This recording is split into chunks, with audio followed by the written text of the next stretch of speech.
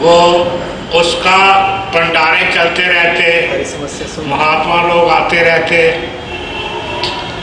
अपनी प्रजा को बड़ा सुखी रखता, किसी को दुख नहीं देता,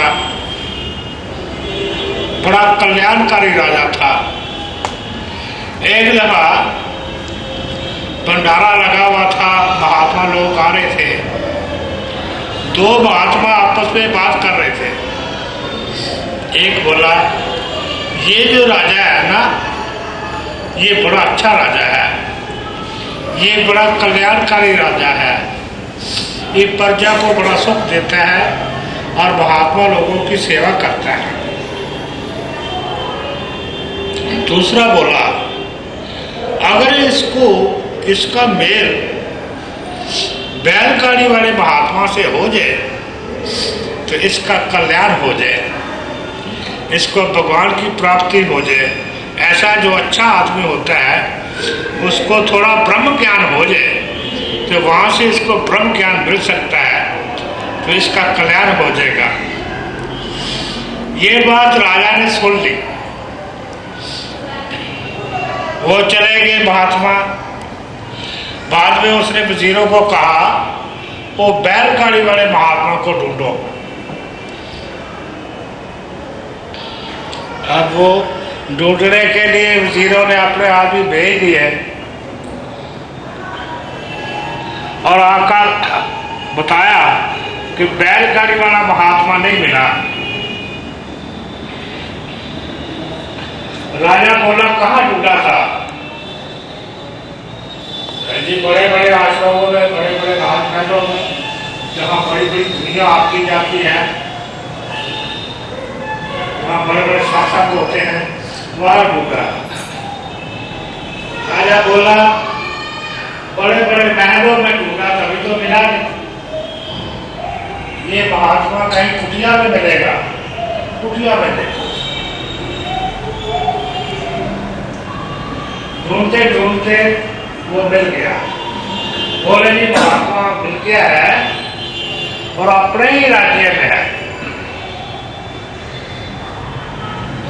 राजा ने 2 रथ धन दौलत के भरकर महात्मा के पास गया।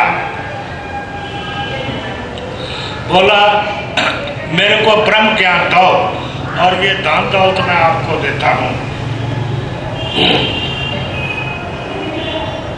महात्मा बोला, भाग ज्ञान से बैठ जा, आ गया है ब्रह्म ज्ञान देने वाला, दे जा अपने राजपूत। उसने उसकी बात नहीं सुनी राजा की। राजा आ गया। राजा ने सोचा, कैसे किया जाए ब्रह्म ज्ञान? महात्मा जी तो मानते ही नहीं है। दोबारा उससे दुगना धन और अपनी एक सुंदर कन्या नौजवान उसको ले गया। फिर क्या रहा? बोला, जी ये लो धन, और जिस धरती पर आप बैठे हो ये मेरे ही राज्य में है, ये धरती भी सब आपको दी और ये सुंदर कन्या भी आपको दी, और मेरे को ब्रह्म ज्ञान दो।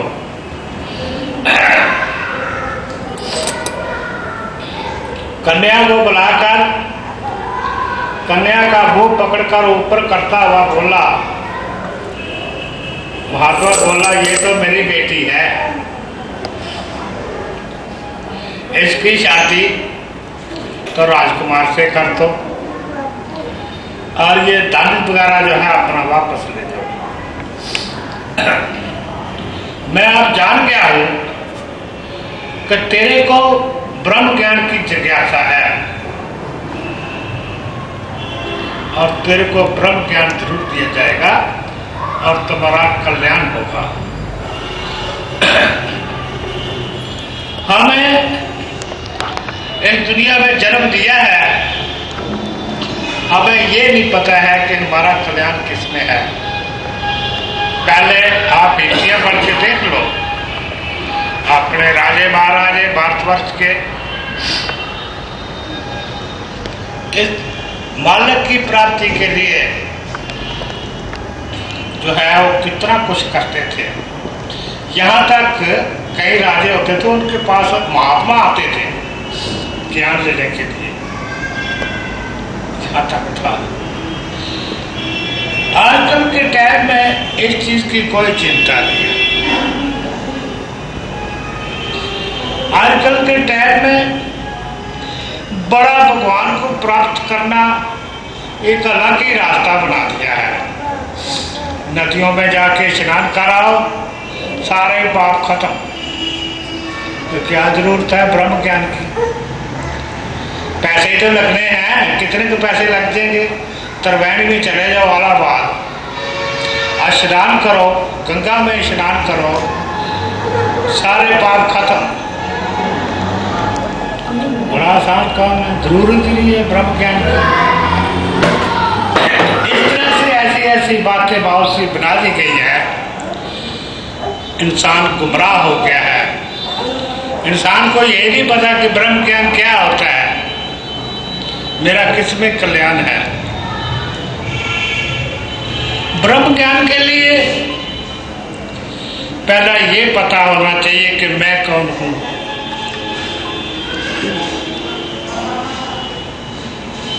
और मेरा स्वामी कौन है।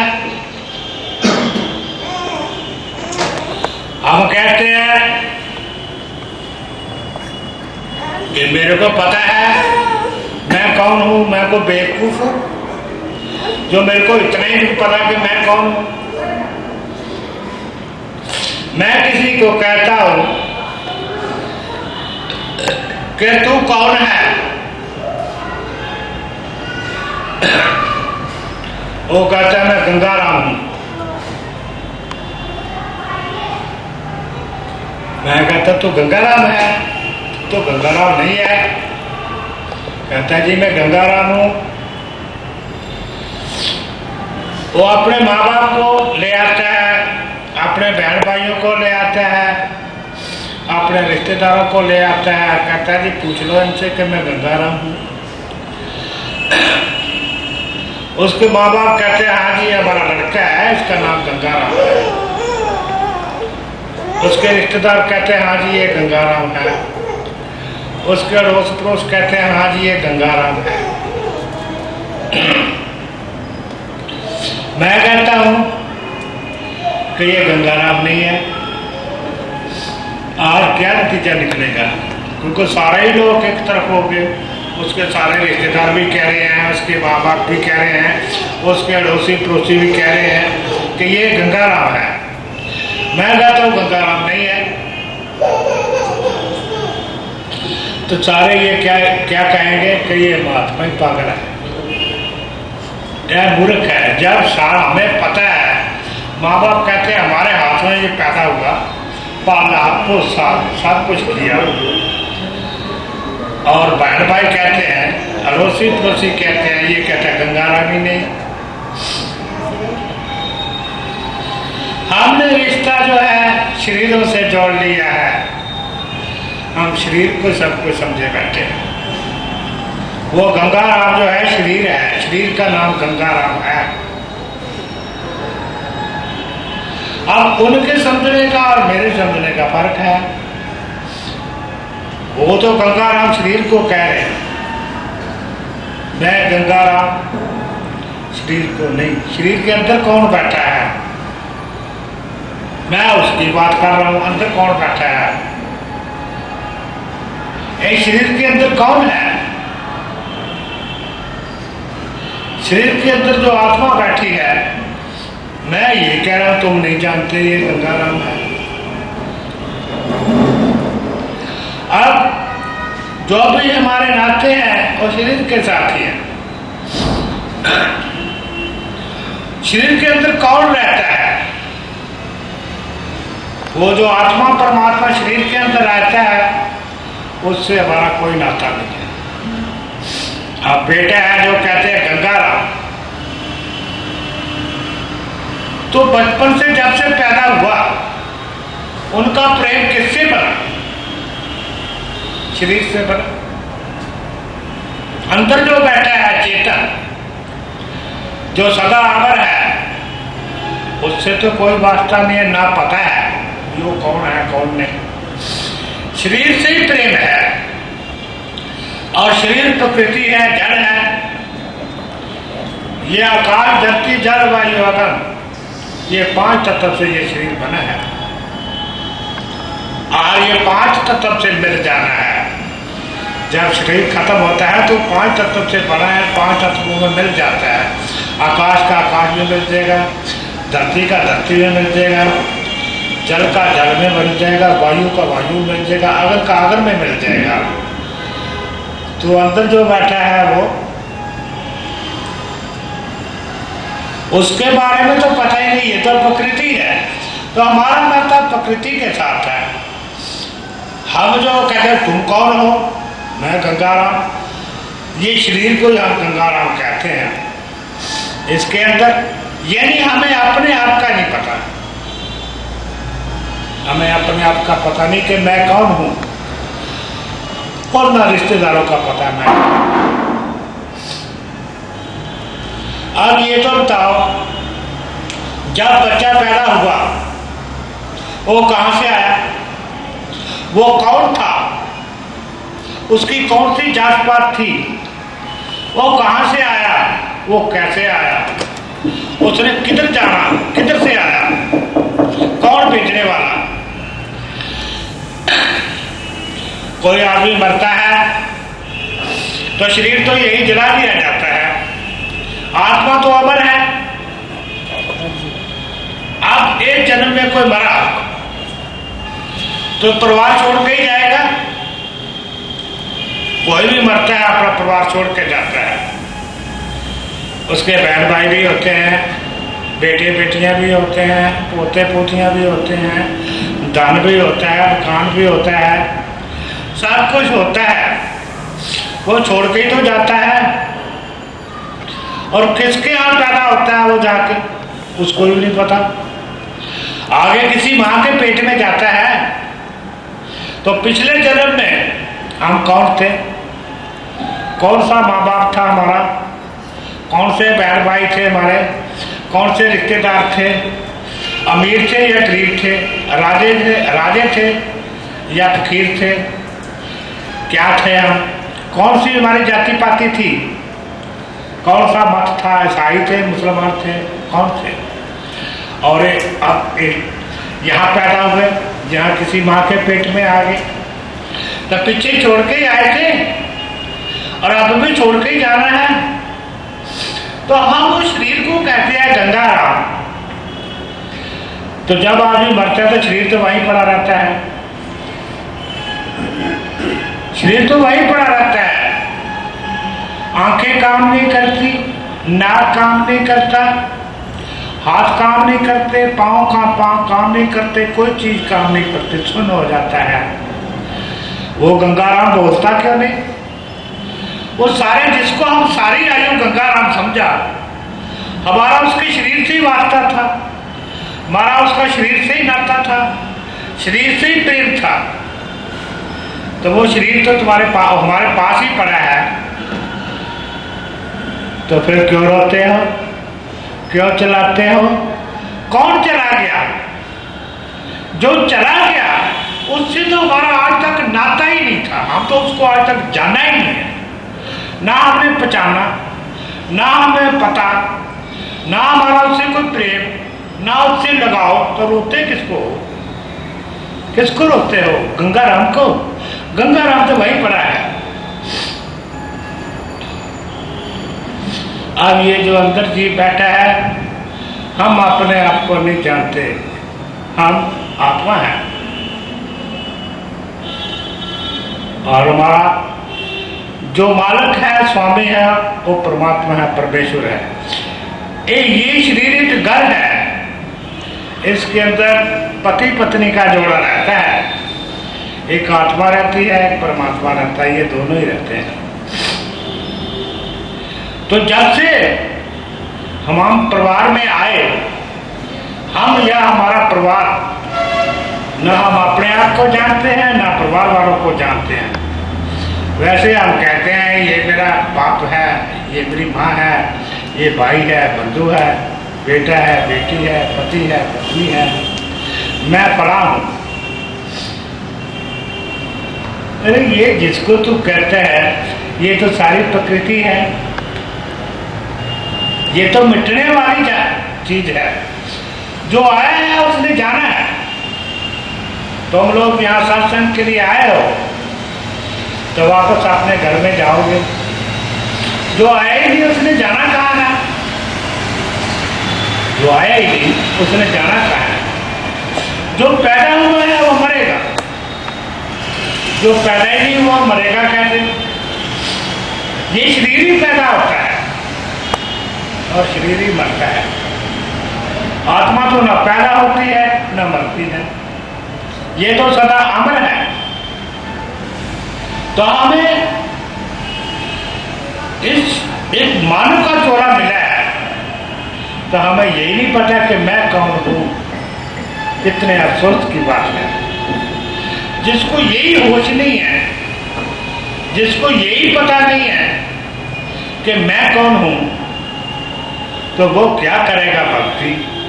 वो क्या अपना उद्धार करेगा? वो क्या कल्याण करेगा?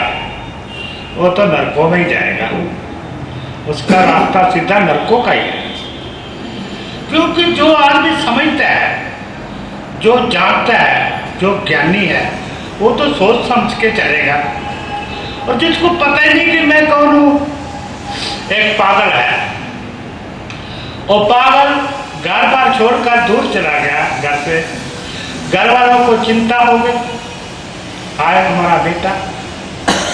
उसकी तलाश शुरू हो गई। तलाश करते करते वो मिल गया। उसको पकड़ के ले आए घर में। ये तेरा घर है, ये तेरा माँ बाप है, ये तेरे बहन भाई हैं, ये तेरा परिवार है। वो तो पागल है, वो फिर भाग जाएगा। वो फिर भाग जाएगा घर बार छोड़ के। अगर उसी का होश में लाया जाए, उसका पागलपन खत्म कर दिया जाए, वो अपनी होश में आ जाए, तो उसको ढूंढने की जरूरत ही नहीं है, उसको तलाश करने की जरूरत ही नहीं है, उसको कुछ कहने सुनने की जरूरत नहीं है। वो अपने आप ही अपने घर में आ जाएगा और अपने आप ही कहेगा ये मेरी माँ है, ये मेरा बाप है, बहन भाई है, रिश्तेदार, सबको पहचानना शुरू कर देगा। अपने घर में रहेगा, हंसेगा, खेलेगा, मौज करेगा। तो हम कौन हैं? ना तो हमें अपने घर का पता, ना हमें अपने परिवार का पता, ना हमें अपने आप का पता। तो हम पागल हैं या कौन है? अब मैं कहता हूं गंगाराम नहीं और सारे लोग एक तरफ, वो मेरे को पागल कहते हैं, मैं उनको पागल कहता हूं। मैं कहता हूं ये लोग पागल हैं, वो कहते हैं ये महात्मा ही पागल है। अब ये बताओ पागल वो लोग हैं या महात्मा, या मैं हूं पागल या वो लोग पागल हैं? आप बताओ पागल कौन है? तो ये एक मानव का चोला है, ये महान है, ये सर्वश्रेष्ठ चोला है। भगवान जिस पर अपार कृपा करता है और ये मानव का चोला देता है। और इस चोले में पहले अपने आप को जानना होता है। जब हम होश में आ जाते हैं, जब हम अपने आप को जान लेते हैं, तो हमें अपने घर में तो अपने आप ही चले जाएंगे। हमें पूछने की जरूरत नहीं है। अपनी होश में आके ना हमें पता चल जाएगा ये मेरा बाप है, ये मेरी माँ है, ये मेरा परिवार है। अब हम अपने होश में ही नहीं है, होश में ही नहीं है। हमें पकड़ पकड़ करने को ले जाए तो हम फिर भाग आएंगे। हमें कोई कहे क्या ये भगवान है, ये तेरा मालिक है, ये तेरा स्वामी है, हम नहीं जानते मालिक फालिक, हम तो फिर उसी रास्ते में। यही कारण है आजकल कितने ही समझा लो, इस रास्ते में आते ही नहीं, आते ही नहीं, कहते क्या बकवास है। फिर वही चाल और पुरानी चाल, उसी रास्ते में उसी मार्ग में चल रहे हैं। देख लो क्या, किसी को जाते हैं, सत्संग सुनते हैं, फिर वही काम, क्रोध, लोभ, मोह, अहंकार, वही तृष्णा, वासनाएं, कामना, वही दिन रात चक्कर, दिन रात चिंता, दिन रात सोच। हर इंसान का यही हाल है। भक्ति करनी, भक्ति करनी, भक्ति क्या करनी है? तुम लोग यहाँ आए हो, अपने घर जाना है, तो इसको कोई भक्ति कहते हैं? हमें इंसान का चोला दिया है भगवान ने, और इसी चोले में हमें ज्ञान हो सकता है और किसी चोले में भी नहीं हो सकता। सब भोग योनियां हैं। देवी देवताओं की भी भोग योनि है। देवी देवताओं ने भी जो पुण्य कर्म किए इंसान के चोले में किए। बाकी पशु पक्षी जानवर जितनी योनियां हैं इंसान के चोले में उन्होंने जो भी कर्म किया वो उन कर्मों को भोग रहे हैं। वो भोग योनियां हैं। वो आगे अच्छा या बुरा कर्म नहीं कर सकते। अच्छा या बुरा कर्म जो है इंसान की योनि में किया जाता है। भगवान की प्राप्ति इंसान की योनि में की जाती है। कैद से रिहाई इंसान की योनि में की जाती है। तो इंसान का चोला इसलिए मिला है कैद से रिहाई पाना। कैद से रिहाई पाना ये सिर्फ इंसान के चोले नहीं है। जो देवता है वो भी बंदी है। जितनी आयु जो उनको पुण्य फल का फल मिला देवता बने, जितनी आयु उतने भोग कर फिर इंसान के चोले में आएंगे और फिर वो भक्ति करेंगे, फिर मालिक की प्राप्ति कर सकते हैं, बंधन से छूट सकते हैं। भगवान कृष्ण गीता में लिखते हैं जो अच्छे कर्म करते हैं उसको लोहे की हथकड़ी, और जो बुरे कर्म करता है उसको सोने की हथकड़ी। अच्छे कर्म करता है जो अच्छे कर्म करता है उसको सोने की हथकड़ी, और जो बुरे कर्म करता है उसको लोहे की हथकड़ी। पर है तो हथकड़ी, है तो कैदी। अब वो जो राजा था वो राजा था जो बहुत अच्छे कर्म करता था, पुरुषार्थ करता था, दान पुण्य करता था, कल्याणकारी कर्म करता था, अच्छे कर्म करता था वो। लेकिन फिर उसको महात्मा के पास जाने की क्या जरूरत पड़ी? वो इतने भी पुरुषार्थ कर्म करता था, इसमें क्या होता? देवी देवता बन जाता, उस लोक में चला जाता, वो इतना ही होता। लेकिन था तो रहना तो कैदी का कैदी है, तो भोग को सूक्ष्म शरीर है। आत्मा 3 शरीरों में कैद है, स्थूल शरीर, सूक्ष्म शरीर, कारण शरीर। ये 3 शरीरों में कैद है। इस कैद से रिहाई पानी है। अब इस कैद से कैसे रिहाई पाई जाए? पहले खुद को ही पता हो कि मैं कौन हूं, तो तभी तो रिहाई पाई जाए। तो हमें तो पता ही नहीं कि मैं कौन हूं। हमें तो इतना पता है मैं गंगाराम हूं। ये शरीर का ही पता है कि यही हूं मैं, ये शरीर ही मैं हूं। और शरीर से ही पता है ये मां है, शरीर से पता है मेरा पिता है, शरीरों से पता है ये बहन भाई है। जो उसके अंदर बैठा है, जो आत्मा परमात्मा बैठा है, उसके बारे में हम कुछ नहीं जानते, ना हम जानने की कोशिश करते। इसीलिए तो सही तरीके हैं। आपने जाओ मत्था टेको, आपने छुट्टी मत्था टेक दिया, मंदिर में चले गए, मस्जिद में चले गए, गुरुद्वारे में चले गए, गिरजाघर में चले गए, आपने 2-4 गीत गाए, सिर झुकाया, आ गए, भगवान की भक्ति हो गई। इसमें क्या ज्ञान हुआ? किस ज्ञान का प्राप्ति हुई? गंगा में स्नान किया तो किस ज्ञान की प्राप्ति? पता चला कि मैं कौन हूं? भाई इतना सीख लिया, हमारे कर्म जो है वो धुल जाएंगे, स्वर्ग में चले जाएंगे। स्वर्ग में कैसे जाओगे? तुम्हें यही नहीं पता कि मैं कौन हूं। ये जो है ये तुमने प्रकृति का संग कर लिया है। इस प्रकृति का संग तुमने किया, तुमने छोड़ना है, तुम ही जिम्मेवार हो। अब कैसे ये प्रकृति का संग हुआ?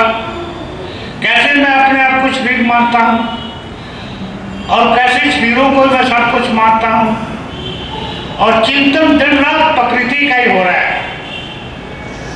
क्योंकि हम अपने आप को शरीर ही मानते हैं और सब शरीरों को रिश्तेदार मानते हैं। दिन रात चिंतन जो है हमारा वो प्रकृति का हो रहा है। जो भी हम गंगा जाएं, चाहे मंदिर जाएं, चाहे मस्जिद जाएं, तो वहां भी जब हम हाथ जोड़कर प्रार्थना करते हैं तो वहां भी चिंतन प्रकृति का और प्रकृति को ही मानते हैं। कभी किसी ने कहा है कि भगवान मेरी कैसे रिहाई कर दे, हे भगवान मेरे को अपने होश में ला दे, मैं अपने होश में ले आऊं, आ जाऊं, मैं तेरा बच्चा हूं, मैं तेरा बेटा हूं। ये कभी किसी ने कहा? वहां कहते हैं भगवान मेरा ये काम कर दे, मेरा ये काम कर दे, मेरा ये काम कर दे, और वो करेगा भी क्या? वो भी तुम्हारे जैसा ही है। तुम्हारा स्वामी जो है, जिसके पास शक्ति है, उसका तुम्हें पता नहीं, तुम्हें अपने आप का नहीं पता, तुम्हारा करेगा कोई क्या? तुम्हें अपने आप की होश ही नहीं, पागल है जो, वो क्या मांगेगा? तुम प्रकृति मांगोगे। तो ये जो शरीर मिला है कैसे रिहाई पाने के लिए मिला है, तो तुम और क्या मांगते हो? तुम यही कहते हो हे भगवान मेरे को और कैदी बना दे, मेरे को इस कैद से रिहाई नहीं पानी, मेरे को जन्म जन्म के लिए कैदी बना, मेरे को जन्म जन्म का दुख दे दे। दिन रात हमारे दिमाग में एक ही बात है, तृष्णा, वासना, कामना। महात्माओं के पास जाएंगे ये इच्छा लेके जाएंगे, मंदिरों में जाएंगे ये इच्छा लेके जाएंगे, तीर्थों में जाएगा ये इच्छा ले जाएंगे। मेरी इच्छा की संपूर्णता हो, तो मेरी इच्छा क्या है कि मेरे को कैद में फंसा, कहीं कैद में निकाल ना लेना प्रभु, मेरी यही इच्छा है। कुछ ये जन्म तो इसलिए मिला है कैसे रिहाई पाने का। चलो मैं जो ज्ञानी हूं, भगवान कृष्ण भी ज्ञानी है, पढ़ो गीता। वो कहता कैद से रिहाई पाओ, गीता पढ़ो, वेद पढ़ो, शास्त्र पढ़ो। मैं तो नहीं कहता कुछ भी, मैं आप जैसा ही हूं। ये पढ़ो सारे क्या कहते हैं, युक्तियां पढ़ो, क्योंकि पागल को क्या पता, पागल ने तो वही बात करना है। आप भी होश में हो तो इतनी बात ना कहे। हमें शांति मिल गई है। जो प्रकृति को मांगते हो, जो मांगते ही रहते हो, तुम्हें मिलता ही रहता है, भगवान देता भी रहता है, लेकिन तुम्हें शांति मिली है तो वैसे दुखी के दुखी। बावड़ा ने दुखी रहना है, पागल ने तो दुखी रहना है, पता ही नहीं है उसको शांति कैसे मिल जाएगी, आनंद कैसे मिलेगा। आनंद स्वरूप तो मेरा स्वामी है, उसके दर्शन होंगे तो तभी आनंद मिलेगा। ये कैसे रिहाई मिलेगी तो तभी आनंद मिलेगा। कैदी कभी सुखी देखा है तुमने? जेलों में चले जाओ तो देखो, तो पूछो भाई तुम सुखी हो? कैदी भी कभी सुखी होता है? हमेशा ही दुखी होता है। कोई कैदी था, एक सेठ आया, उस कैदी को जो है बड़े अच्छा भोजन दे आया, मिठाई दे आया, फल फ्रूट दे आया।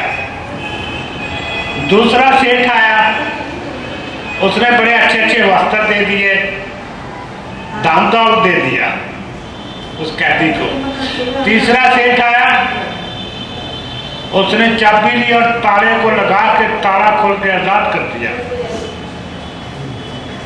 कैद से रिहाई कर दी। आप बताओ कौन सा सेठ अच्छा है? जो पहले ने बड़े बड़े अच्छे भोजन खिलाए और मठियाइयां खिलाई, पर है तो कैदी का कैदी, और दूसरे ने बड़े अच्छे वस्त्र दिए पहनने के लिए और दाम दौलत दिया, पर है तो कैदी का कैदी, और तीसरे ने कैद से रिहाई दिला दी। तो कौन सा अच्छा हुआ? चाहे अच्छे अच्छे वस्त्र ले लो, अच्छा अच्छा भोजन खा लो, जो मर्जी कर लो, पर है तो कहती के कहती तुम्हें शांति तो नहीं मिल सकती। कहती को कभी शांति मिला करती है, कभी आनंद मिला करता है। तुम है कहती की कहती, तुम्हें शांति नहीं मिल सकती, तुम्हें आनंद नहीं मिल सकता, तुम्हें कैसे रिहाई पानी है। ये मानव चोला इसीलिए मिला है, कैसे रिहाई पाने के लिए। ये 3 शरीरों में कैद है, ये आत्मा जो है 3 शरीरों में कैद है, ये कैसे रिहाई पाने के लिए मिला है। तो इसलिए हमें क्या करना चाहिए। अब ठीक है, चलो मान लिया अरबोपति बन के, खरबोपति बन के, बड़ा दाम दौलत भी हो गया सबको। मैं नहीं कहता ये नहीं होना चाहिए, होना चाहिए सब कुछ। ये तो अगर शरीर मिला है तो शरीर के लिए भोजन पानी सब कुछ होना चाहिए, परिवार के लिए सब कुछ होना चाहिए। इसका मतलब ये नहीं है, पर हम कहती है बौड़े है ना, आपने तो उल्टा मतलब ले लेना है जो भी हम बात करेंगे, क्योंकि हमें वो चीज का पता तो है नहीं, हमने इसका भी उल्टा ही मतलब निकाल लेना है। कहे भूखे मरना है, फिर जरा आजाद होता है वो भूखा मरता है। एक राजा है, राजे के नीचे कई गुलाम है, शाहूकार भी है, राजा तो राजा ही है। वो जो शाहूकार है या मुलाजिम है तो राजे पर ही डिपेंडेंट है, तो भी अच्छा खाते हैं, अच्छा पहनते हैं। ये नहीं बात, आजाद होकर वो शहंशाह का शहंशाह हो जाता है। उसका बाप जो है वो शहंशाह का शहंशाह है, सब लोकल कांतर के ब्रह्मांडों का स्वामी है, सब लोकल कांतर के पिंडों का स्वामी है, सब लोकल कांतर के जीवात्मों का स्वामी, सबका ही स्वामी है। तो जब वो आजाद होता है, कैसे रिहाई मिलती है, तो अपने घर चला जाता है, वो अपने घर चला जाता है, अपने प्रीतम से, अपने मालिक से उसका मिलन हो जाता है। तो फिर क्या होता है, वो सबका ही शहंशाह का। अब शहंशाह की जो बेगम है, जो शहंशाह की पत्नी है, वो भी शहंशाह हुई, शहंशाह का बेटा है वो भी शहंशाह हो गया। उसको किसी चीज की तृष्णा ही नहीं रहती, तृप्ति हो जाती है उसकी।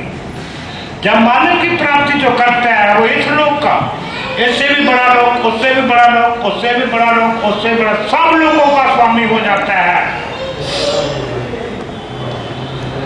और जितनी जीवात्मा है, इस लोक का राजा जो है, सब राजों का जो ऊपर राजा है, फिर उससे भी बड़ा, उससे भी बड़ा, सब लोक के जीवों का वो राजा हो जाता है, वो सबसे ऊपर हो जाता है, क्योंकि उसने कैद से रिहाई पा ली और अपने घर चला गया।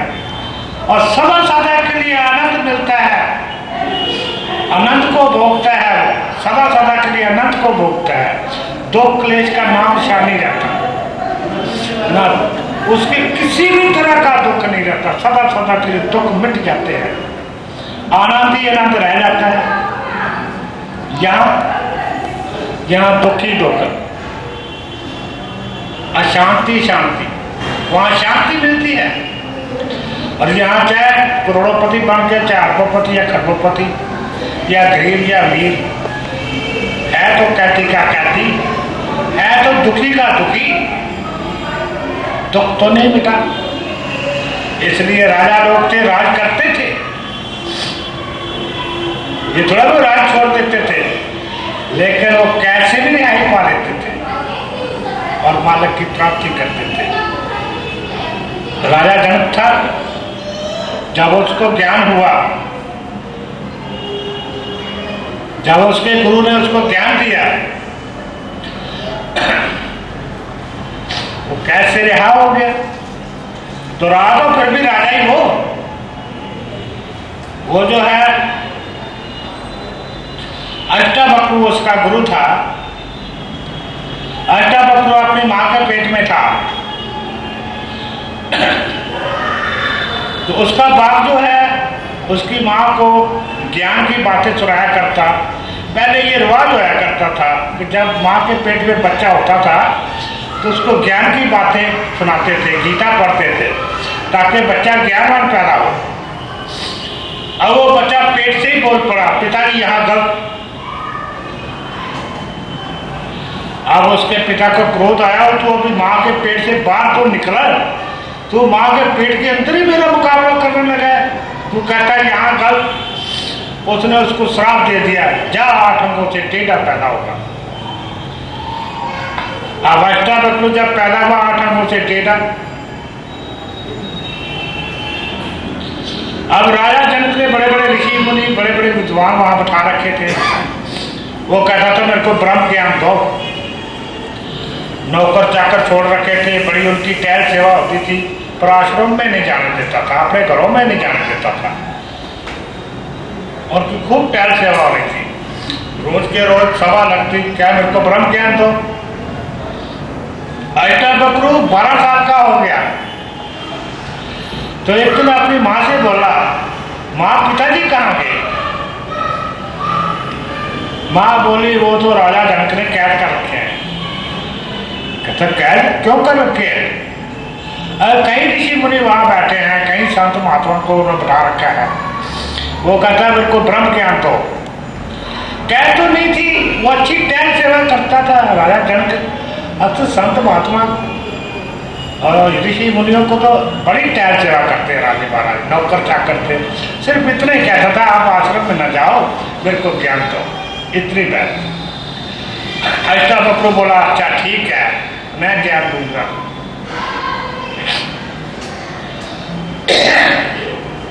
ऐसे सभा लगी हुई थी, राजा बैठा था और ऋषि मुनियों की सभा बैठी थी, गुरु की कुर्सी खाली थी। अष्टावक्र बहुत ही बदसूरत था, जाते ही गुरु की कुर्सी में बैठ गया, और छोटी आयु का। सारे ऋषि मुनि खिड़खड़ा के आते कि इतना बदसूरत और छोटी आयु का आकर गुरु की कुर्सी में बैठ गया। अष्टावक्र भी खिड़खड़ा गया था। अब राजा जनक उठे, बोले महाराज ये जो ऋषि मुनि हंसे, इनके हंसने की तो मेरे को मैं समझ आ गई, जो आप हंसे ये मेरे को समझ नहीं आई कि आप क्यों हंसे। वो तो राजा जनक समझ गया भाई ये क्यों हंसे हैं, इतना बदसूरत है इसलिए हंसे हैं, और छोटी आयु का है और गुरु की कुर्सी में बैठ गया है, और ये क्यों हंसा, वो भी हंसा खिड़खड़ा के। कहते इनके हंसने की तो मेरी समझ में आ गई बात, आप क्यों हंसे? बोला है राजन, अगर मकान हमारा टेढ़ा मेढ़ा है, मकान बाहर से बदसूरत है, उसकी छत अच्छी नहीं है, दीवारी अच्छी नहीं है, मिट्टी का है, बदसूरत है, अच्छा नहीं है, तो उसके अंदर रहने वाला तो बदसूरत नहीं है, उसके अंदर रहने वाला तो टेढ़ा मेढ़ा नहीं है। ये जो मकान टेढ़ा मेढ़ा था, उसको अंदर रहने वाला तो टेढ़ा मेढ़ा नहीं, अंदर रहने वाला तो बदसूरत नहीं। अगर मंदिर जो टेढ़ा मेढ़ा है तो आकाश तो टेढ़ा मेढ़ा नहीं, सूर्य तो टेढ़ा मेढ़ा नहीं, चंद्रमा तो टेढ़ा मेढ़ा नहीं, उस मंदिर के अंदर रहने वाला तो टेढ़े मेढ़े नहीं। कहता मेरा शरीर ही तो टेढ़ा मेढ़ा है, और मैं तो टेढ़ा मेढ़ा नहीं, मैं तो सुंदर हूं। मेरे को उन्होंने देखा, मैं इस शरीर के अंदर मैं रहता हूं, मैं चेतन हूं, मैं आत्मा हूं। ये जो शरीर है ये तो एक कमरा है, ये तो एक कोठरा है, इसके अंदर हमारा रहना बसेरा है। ये तो घर है, इसके अंदर मैं रहता हूं और मेरा स्वामी रहता है, वो परमेश्वर। हम दोनों रहते हैं। हम क्या टेढ़े मेढ़े हैं? हम क्या बदसूरत हैं? हम तो टेढ़े मेढ़े नहीं है। कहता है ये जो सभा उठा रखी है तूने, ये चमारों की सभा उठा रखी है, ये को ऋषि मुनियों की सभा है। चमार जो है वो चमड़ी की पहचान करते हैं, जो ऋषि मुनि हैं वो ज्ञानी होते हैं, वो ज्ञान से जो अंदर बैठा है उसकी पहचान करते हैं, ज्ञान की पहचान करते हैं, वो शरीर के अंदर जो कुछ है उसकी पहचान करते हैं। अगर ये ऋषि मुनि होते तो मेरे को अंदर से देखते कि मैं कौन हूं और मेरा बाप कौन है, मेरा स्वामी कौन है, ये ज्ञान से मेरी परख करते। लेकिन ये तो ऋषि मुनि है नहीं, ये तो चमार है। चमार जो है वो चमड़ी की परख करते हैं, इन्होंने मेरी चमड़ी की परख की है, इस मेरे शरीर की परख की है। ये तेरे को क्या ब्रह्म ज्ञान देंगे? आप सब ऋषि मुनि ठोक, कोई नहीं बोल रहा वहां। काय को बोलना था किसी ने? रात को सारी रात राजा जनक को नींद नहीं आई। बोला भाई बात तो ठीक है, ये शरीर जो है ये तो घर है, इसके जो अंतर रहता है वो कौन है? उसका तो आज तक हमें पता ही नहीं, चिंता ही नहीं, ज्ञान ही नहीं हमें। और इसी ज्ञान के मारे यही तो ज्ञान मैं चाहता था ऋषि मुनियों से कि मैं कौन हूं और मेरा स्वामी कौन है। इसने सही बात कही है, अब मेरी समझ में आई बात, अब मेरे को ज्ञान हो जाएगा। सभी लोग कोई कभी कुछ कोई कहता था, कोई कुछ कहता था, अब मेरे पता चला। सुबह उठा, घोड़े पर सवार हुआ, तो जब बाहर निकला तो अष्टा बबलू टहल रहा था। घोड़े से उतरा, पाँव में गिर पड़ा। कहा वो 8 आंखों से टेढ़ा, बदसूरत और 12 साल की उम्र, और कहा राजा जनक सम्राट, सब राजों के ऊपर राजा, और इतनी आयु और इतने वेद शास्त्र पढ़ गया और इतना तपस्वी, पाँव में पड़ गया। बोला महाराज चलो आप महलों में चलो, मेरे को सारी रात नींद नहीं आई। जो आपने बात कही ये बात सही कही कि मैं कौन हूं और मेरा स्वामी कौन है। मैं तो ये शरीर को सबको समझे बैठा था, ये राजमहल ही सबको समझे बैठा था, ये सब वही, ये बिल्कुल यही समझता कि यही सब कुछ है। महलों में गया, महाराज मेरे को ज्ञान तो। अष्टावक्र बोला दे मन, कहता दिया, कहता दे मन, दिया, दे मन, दिया। बोल ये शरीर किसका? राजा जनक कहता मेरा, कहता तेरा का है ये, जब मणि मेरे को दे दिया तो ये मेरा। बोल ये बुद्धि किसकी? बोल ये राजपाट किसका? कहता मेरा, कहता ये तेरा कैसे? जब तूने मणि मेरे को दे दिया ये भी मेरा। बोल रानियां किसकी? कहता मेरी, कहता तेरी कैसे? जब तूने मणि दे दी तो रानियां भी मेरी। बोल बेटे बेटियां किसके? कहता मेरे, कहता तेरे कैसे? जब तूने मणि दे दी ये भी मेरी। इस तरह से महल, घोड़े, राजपाट, खजाने, सब एक एक चीज गिना ली। बोल किसकी? कहता मेरी, कहता तेरी कैसे? ये मेरी। लगा समाधि, जब समाधि लगाई तो समाधि नहीं लगी। कहता है महाराज समाधि तो नहीं लगी। कहते तुमको समाधि क्यों नहीं लगी? तू किस बात का विचार करता है? जब तेरा कुछ है ही नहीं तो तू विचार किस चीज का पड़ता है? तन मेरा है, मन मेरा है, मन मेरा तो विचार भी मेरे हैं, रानियां मेरी, बेटे बेटियां मेरे, ये दरबार, ये जो है राजपाट मेरा, दान दौलत मेरा, मेरा तेरा कुछ भी नहीं, सब कुछ मेरा है। तो तू किस चीज का विचार करता है? किस बात की चिंता करता है? तेरा कुछ है ही नहीं। अब ला समाधि, समाधि लगाई, लग गई, 3 दिन बैठा रहा, होश में आए। उधर से मंत्री लोग आ गए, महाराज राजपाट का क्या होगा? बोला ये रे गुरुजी, मेरा नहीं कुछ भी, सब कुछ इसका है, इनका है, इनसे पूछो। बोला राजा जनक जाओ राज करो,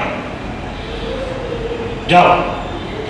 जिस तरह तू पहले रहता था, रानियों से प्रेम करता था, बच्चों से प्रेम करता था और राजपाट चला रहा था, हुकूमत चला रहा था, उसी की उसी तरह ही रहना है, उसी तरह ही राजपाट करना है, सब कुछ उसी तरह ही करना है।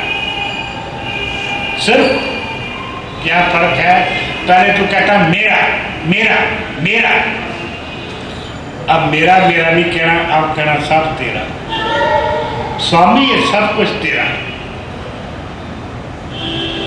ये अहंकार को त्याग देना है, मेरा मेरा जो अहंकार है इसको त्याग देना है, क्योंकि तेरे को ये समझा दे कि तू और है, तू आत्मा है, तू चेतन है, और तेरा स्वामी और परमेश्वर है, और ये सब जो शरीर है उसी ने बनाया है, उसी ने रचना की है लोकलकांत्र के ब्रह्मांडों की, और लोकलकांत्र के पिंडों की रचना भी उसी ने की है। पिंड होते हैं शरीर, तो सब लोकलकांत्र के पिंडों का स्वामी भी वही है, सब लोकलकांत्र के ब्रह्मांडों का स्वामी भी वही है,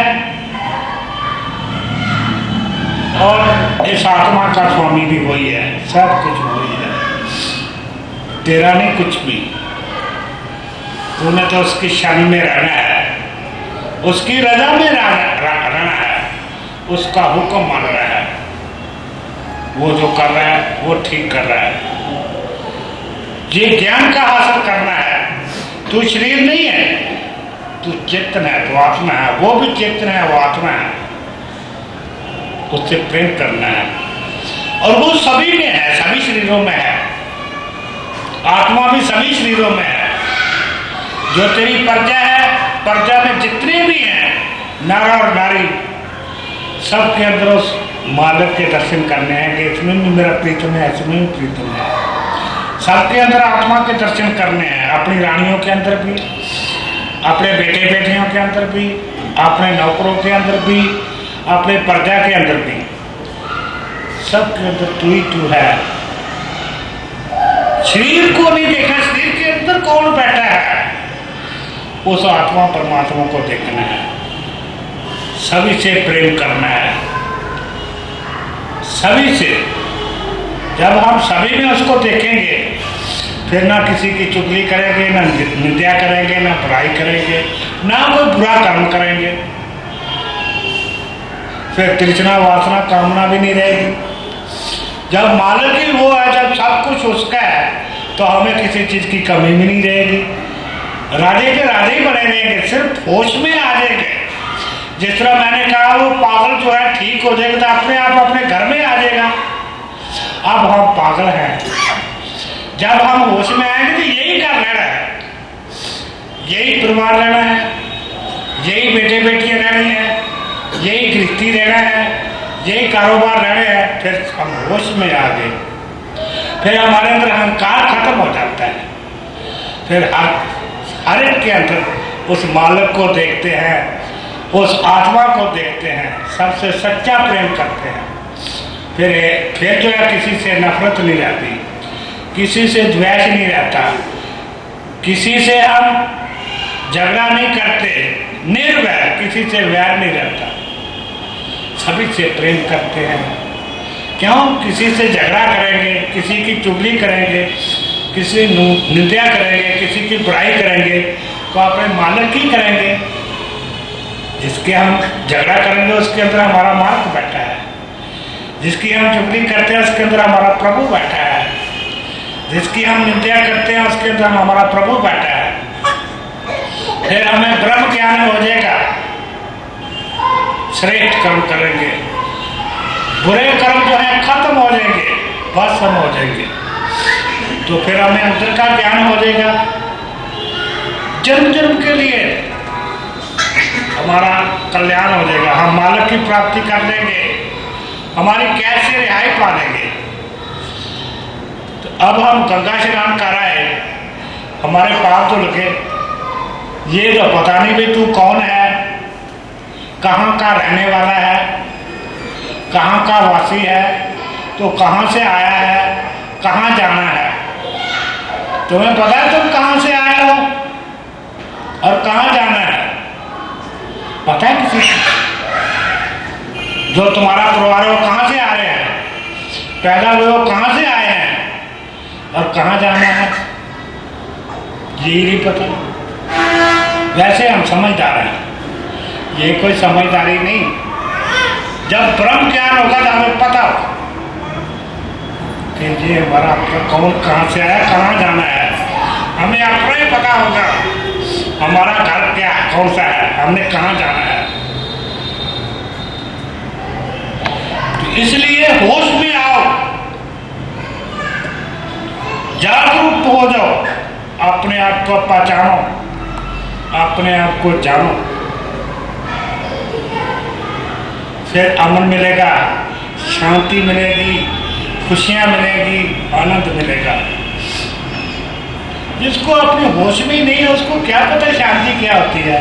हाँ, बड़ी शांति आ गई, बड़ी शांति आ गई। अरे मूर्ख, तेरे को पता ही क्या है शांति होती क्या है। तू दिन रात तो कृष्णा वासना काम, दिन रात तो चिंता में ही रहता है, तो शांति तेरे को कहाँ से आएगी। एक मिनट तो साथ नहीं लेता तू, उठते बैठते चलते फिरते, कोई भी आदमी देख लो कोई ना कोई विषय लेके बैठा रहता है।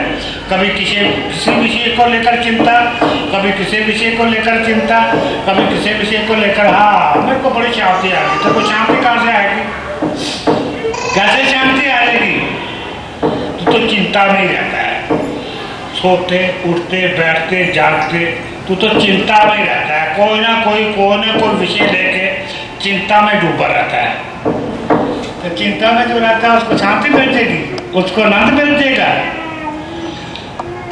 जब होश में आएंगे फिर आनंद मिलेगा, फिर शांति मिलेगी। यही तो चला, यही परिवार होगा, यही घर होगा, यही रिश्तेदारियाँ होगी, फिर हम अपने होश में आ जाएंगे। यही कारोबार होगा, फिर हमारे अंदर खुशियाँ, आनंद, सबके साथ प्रेम करेंगे, सच्चा प्रेम, स्वार्थ का नहीं। अब तो हम जो प्रेम करते हैं स्वार्थ मतलब का है, मतलब का वही बड़ा मित्र है, बड़ा सज्जन है। जो सज्जन है ये स्वार्थ का है, सब स्वार्थ, चाहे घर का हो चाहे बाहर का हो, सारा ही स्वार्थ का है। फिर जब हमें ज्ञान हो जाएगा फिर स्वार्थ नहीं होगा, निस्वार्थ प्रेम होगा, सच्चा प्रेम होगा। जब तक जिएंगे प्रेम नहीं खत्म होगा, प्रेम बढ़ता ही चला जाएगा। वो प्रेम अमर प्रेम होगा, वो मरने के बाद भी प्रेम होगा। अब जिसको हम कहते हैं ये गंगाराम है, मेरा ये है, वो गंगाराम कहाँ से आया था, कहाँ से आया था पता किसी को? तो कहाँ जाना उस गंगाराम ने? ये जो है शरीर गंगाराम ने साथ छोड़ जाना है। ये जो शरीर है जिसको हम अपना मानते हैं, इसने संग छोड़ देना है, एक दिन आना है। और गंगाराम ने भी संग छोड़ देना है, यानी बेटे बेटियों ने भी संग छोड़ देना है। और जितने महल माड़ियाँ हैं इन्होंने भी संग छोड़ देना है, फैक्ट्रियाँ भी, पैसा भी, जो सारी आई है, जो कुछ किया, भाग दौड़ की, जो कुछ बनाया, जो मेरा मेरा कहते रहे, ये मेरा घर, ये मेरे महल, ये मेरी फैक्ट्री, ये मेरे बेटे, ये मेरी बेटियां, ये मेरा, ये जो मेरा मेरा कर रहे हैं, इन्होंने एक दिन साथ छोड़ जाना है। ये याद रखना, ये झूठी बात नहीं, ये शरीर ने भी साथ छोड़ देना है। जो कमाया है यही रह जाना है, यही का यही। फिर बड़ा ही दुख होगा, मरते समय बड़ा ही दुख होगा। ओहो, सारी आयु उतरा किया, सारा ही फंस गया, बड़ा दुख होगा। क्यों? हमारा थोड़ा ये मालिक कह रहा है, इसका स्वामी तो मालिक, जिसकी चीज उसने ले ली। अगर जीते जी तो अपने होश में आ जाते हैं, ज्ञान हो जाता है। हम जीते जी, जिस तरह राजा जनक को ज्ञान दिया कि सब तेरा, जीते जी हम मालिक को कह गए, हे प्रभु ये तन भी तेरा, ये मन भी तेरा, ये बेटे बेटियां भी तेरी, ये धन भी तेरा, ये सब कुछ तेरा, मेरा तो कुछ भी नहीं। तो मरते समय हमें कोई दुख नहीं होगा, तो मेरा है भी तो दुख का है का। तो वो जिसको हम मेरा मेरा कहते हैं, जिसको हम अपना मानते हैं, वो अपना है नहीं, और जो अपना है उसको हम अपना मानते नहीं। लोग कहते हैं कि क्या करें, मन नहीं मानता, भक्ति नहीं लगती, मन पे चैन रहता है, मैं भक्ति करता तो हूँ, क्या करूँ, बस वो मन नहीं लगता। मन तेरा कैसे लगेगा भाई?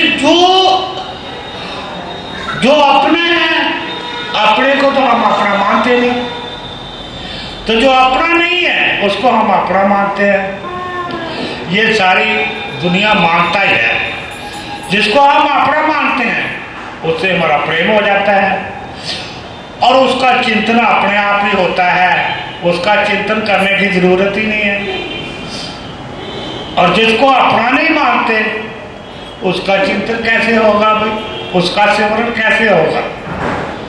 शरीर को अपना मानते हैं, बेटे बेटियों को अपना मानते हैं, ये घर बार को अपना मानते हैं, इसका चिंतन कर रहे हैं ना दिन रात।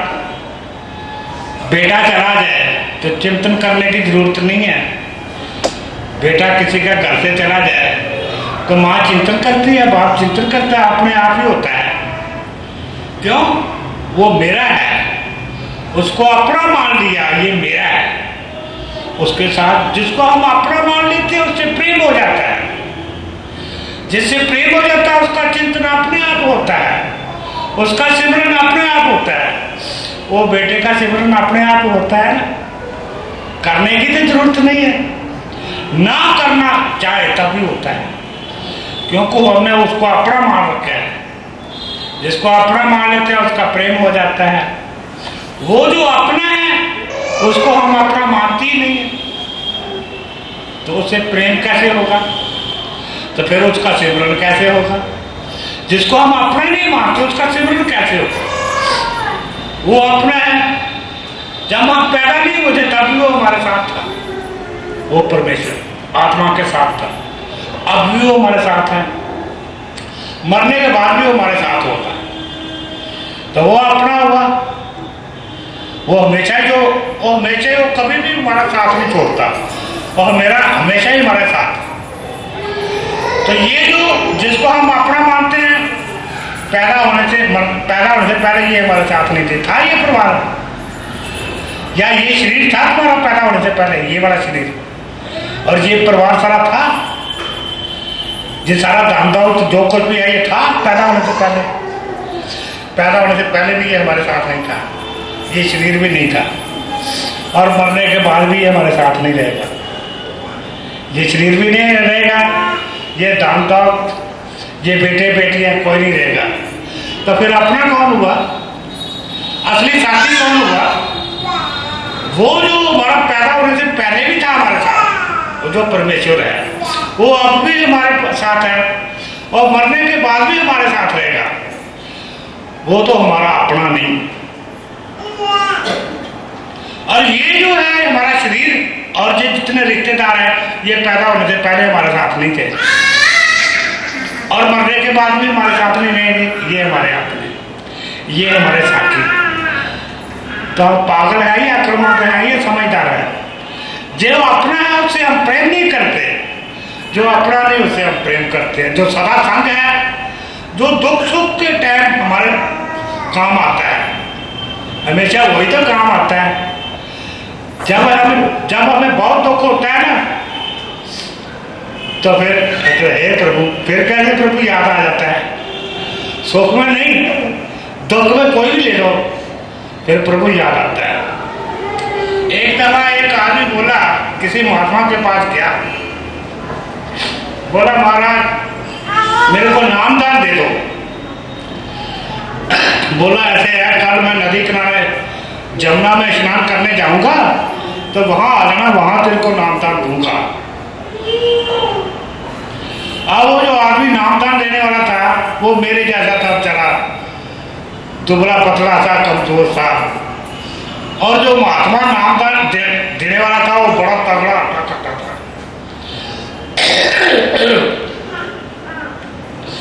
जमुना में जब अंदर स्नान करने लगा, कहता आजा अंदर आजा, तेरे को नामदान देता हूँ।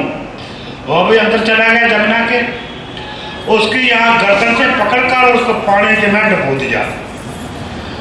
आप वो बोले हे भगवान बचा, हे भगवान, वो भी जोर लगाने लगा, वो किसी तरह बच जाइए तो मरूंगा मैं। इसलिए तो पकड़कर अच्छा नामदान देने लगा है, इसलिए नदी के मैं डबो दिया मेरे को। वो लगा जोर लगाने और लगा भगवान को याद कर, हे भगवान बचा।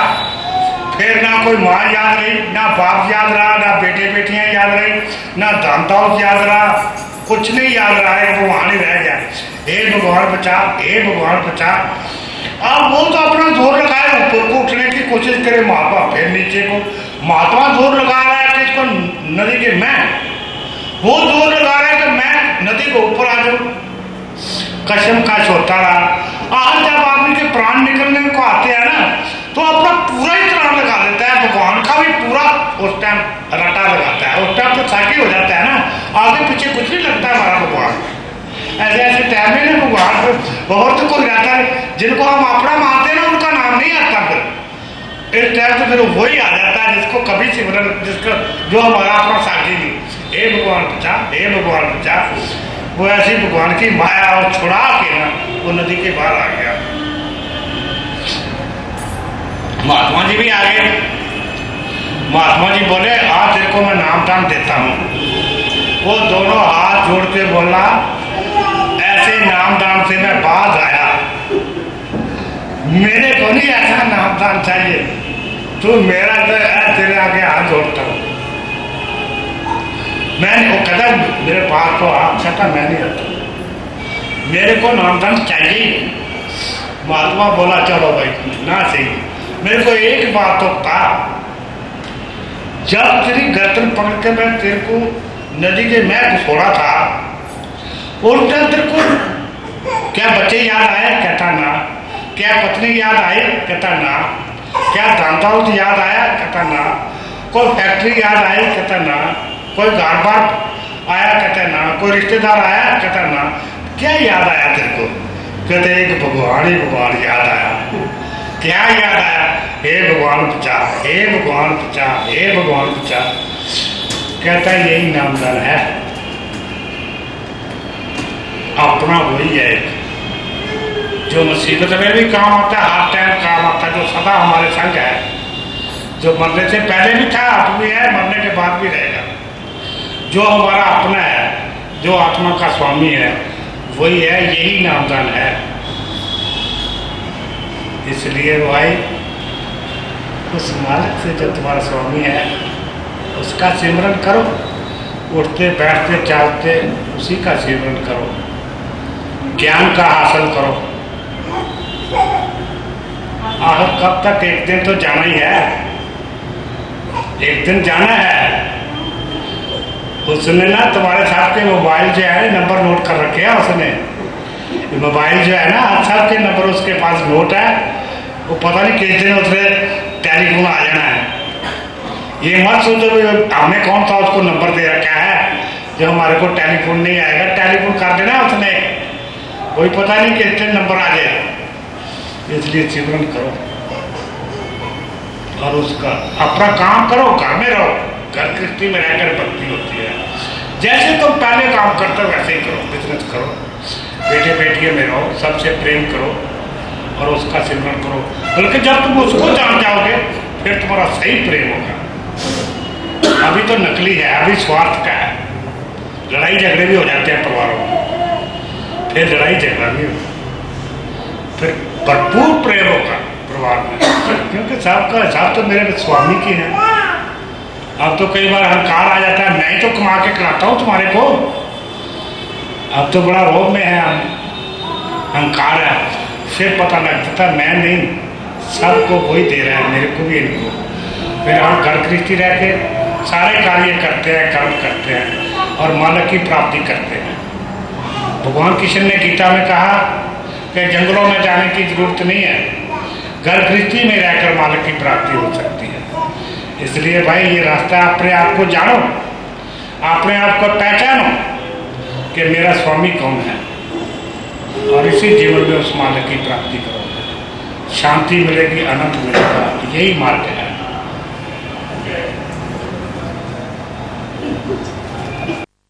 महात्मा के पास जाया करता। महात्मा उसको ज्ञान देता। एक दिन बोला, बेटा, वो एक ही लड़का था अपने माँ बाप का, बोला, बेटा अपने माँ बाप की सेवा करो, तुम्हारी पत्नी है, पत्नी से प्रेम करो, घर में प्रेम से रहो, घर गृहस्थी करो और भक्ति भी करो। दुनिया में कोई किसी का नहीं है, सब स्वार्थ है, सब प्रेम जो है स्वार्थ का है। जो तुम्हारा असली है, असली जो अपना वो परमेश्वर है, उसका असली प्रेम है। बाकी दुनिया में तो सारा स्वार्थ है। तो जो धर्म फर्ज है तुम अपने पूरे करो और भगवान की भक्ति करो। महाराज जी, गुरु जी, सारी बातें आपकी ठीक है, मैं माँ बाप की सेवा भी करूँगा, पत्नी से प्रेम करूँगा, घर में प्रेम से रहूँगा और अपने कारोबार भी करूँगा, सच है बात है। लेकिन ये जो तुम कहते हो ना मतलब की दुनिया है, ये नहीं मैं मानता। क्योंकि मेरी माँ मेरे बिना रह नहीं सकती, मेरा बाप भी मेरे बिना नहीं रह सकता, मेरी पत्नी ये है वो रह नहीं सकती, खाना नहीं खाती मेरे बिना। बोला, अच्छा कोई बात नहीं बेटा। निकलता गया, वो जाता रहा। उसने, महात्मा ने उसको श्वास रोकने की विधि बता दी, भाई श्वास कैसे रोक दिया जाता है। एक दिन बोला, ऐसे करना, अपनी माँ को कहना, माँ मेरे पेट में कुछ गड़बड़ है, तो अपने श्वास रोक लेना। और ये बात भी कह देना, माँ अगर जब मैं मर जाऊँ ना तो मेरी लाश को लेके ना जाना, पहले मेरे गुरुजी को बुला लेना, मेरे गुरुजी वहाँ जंगल में रहते हैं अपना अपना जगह, इतनी जल्दी न करना। माँ बोली, बेटा तू कैसी कैसी बातें करता है। नहीं माँ, क्या मेरे को तो ऐसा लग रहा है कुछ गड़बड़ सी। गड़बड़ तो होनी थी, अपने उसने श्वास रोक लिए, वो ठंडा हो गया। पत्नी भी रोने लगी, माँ भी रोने लगी, सारे अड़ोस पड़ोस के सब इकट्ठे हो गए लोग। और बाप जो था वो दुकान में क्या हुआ था उसको भी बुला रहा है, वो भी रोने लगा। लड़के की माँ बोली, वो ऐसे ऐसे बोला था, मेरे गुरुजी को बुला लेना। ये भी स्वागत था, शायद में गुरुजी कुछ करते।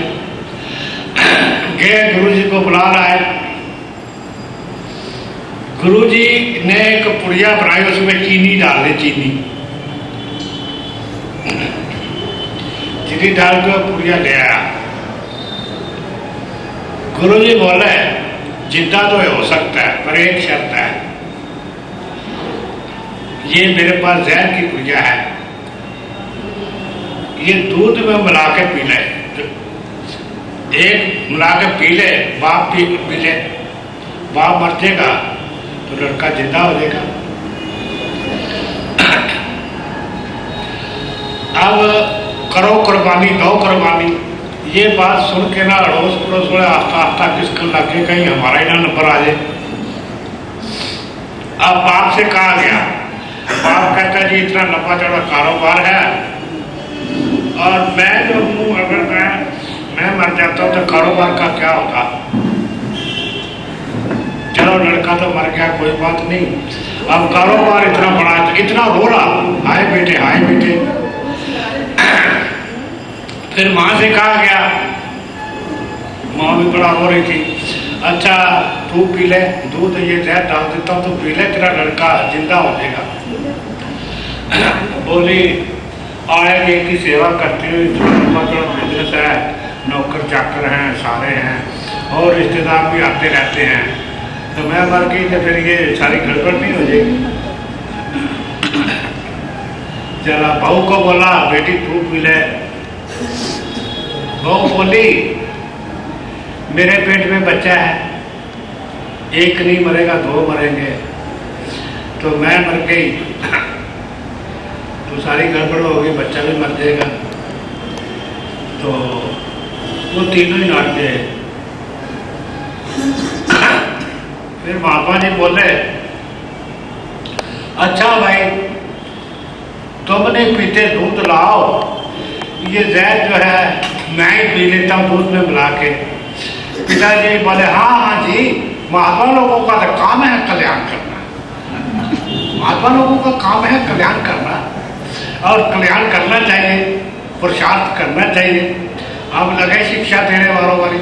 माँ भी कह लगी, हाँ हाँ जी, ये कल्याण का काम आप जरूर करो जी, जरूर करो।